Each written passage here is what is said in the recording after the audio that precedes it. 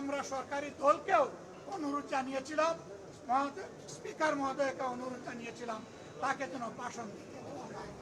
তারা আমাদের কথা গ্রাহ্য করেন নাই। আমরা সংক্ষুব্ধ হয়ে সংসদ থেকে বের হয়ে এসেছি। আমরা আগামীতে এই সংসদে কোনো অন্যায়কে আমরা বরদাস্ত করব না এবং মেনে নেব। আমরা জনগণের স্বার্থের পক্ষে লড়াই করে যাব, অধিকারের পক্ষে লড়াই করে যাব।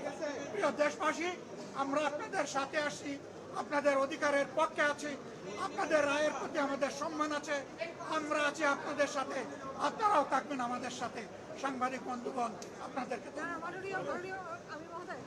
গত 1.5 বছর এই রাষ্ট্রপতি 133টা অধ্যাদেশ জারি করলো, তার সঙ্গে জারি হলো, সেই অধ্যাদেশ আছে, সেই ব্যাপারে তো আপনারা কোনো বক্তব্য দফায় দফায় বক্তব্য দিয়েছি, আমরা মূল জায়গায় বক্তব্য দিয়েছি, ধরে ধরে একটা একটা করে আমরা তার নৈতিক বৈধতা বহু আগে অস্বীকার করেছি, প্রত্যাখ্যান করেছি।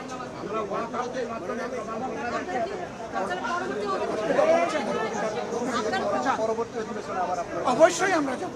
আমরা জনগণের পক্ষে কথা বলতে এখানে এসেছি, জনগণের অধিকারের জন্য লড়াই করতে এসেছি। এই সংসদ কারো একার নয়, এটা 18 কোটি মানুষের সংসদ। আমরা তাদের প্রতিনিধি হিসাবে অবশ্যই আমরা আপনাদেরকে ধন্যবাদ। একটা ইস্যুতে